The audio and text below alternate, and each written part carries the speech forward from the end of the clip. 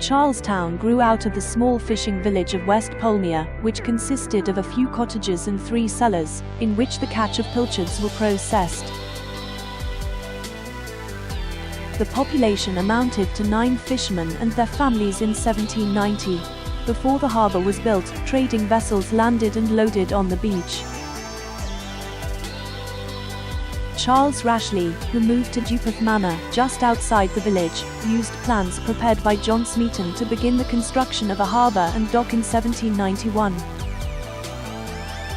After building the outer pier, he excavated a natural inlet to form the main dock and a shipyard at its inner end, that was demolished when the dock was extended.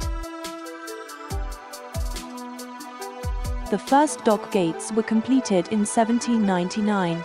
To maintain water levels in the dock, a leat was constructed, which brought water from the Luxeuillian Valley, some 4 miles (6.4 kilometers) away. Rashleigh also planned the village, which had a broad road running from the harbour to Mount Charles. In 1793, a gun battery was built to the west of the harbour mouth, as a defence against possible French attacks. Volunteers from Rashleigh's estate formed an artillery company that lasted until 1860, when the original 4 18-pound cannons were replaced by 24-pound models. The Criniscliffe Volunteers became part of the 1st Cornwall, Duke of Cornwall's, artillery volunteers, and the battery continued to be used for practice until 1898. In 1799 the locals asked his permission to rename the place Charles's Town, which became Charlestown.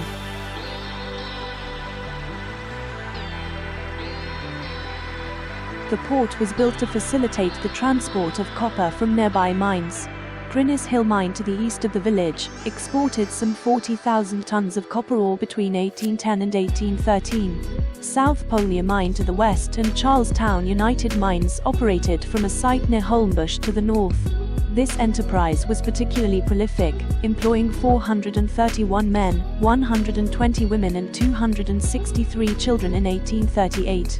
The 1851 census recorded 283 adults living in Holmbush, of whom 10 were employed as miners, and 1 was the mine agent.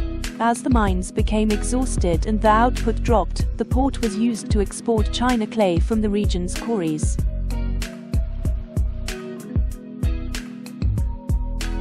Following the death of Charles Rashleigh in 1823, the fate of Charlestown was caught up in the financial problems of his estate.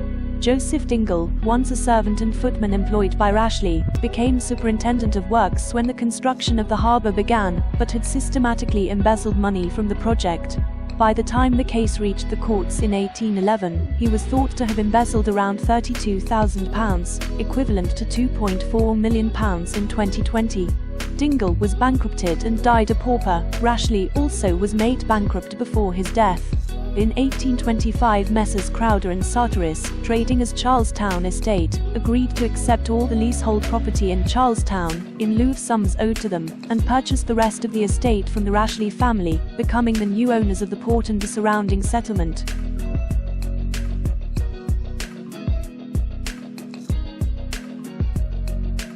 Despite competition from the port at Pentewan, which opened in 1826, and from Parr, which opened shortly afterwards, Charlestown prospered from the rapid expansion in the export of china clay, until the onset of the First World War. By 1911, its population had increased to 3,184.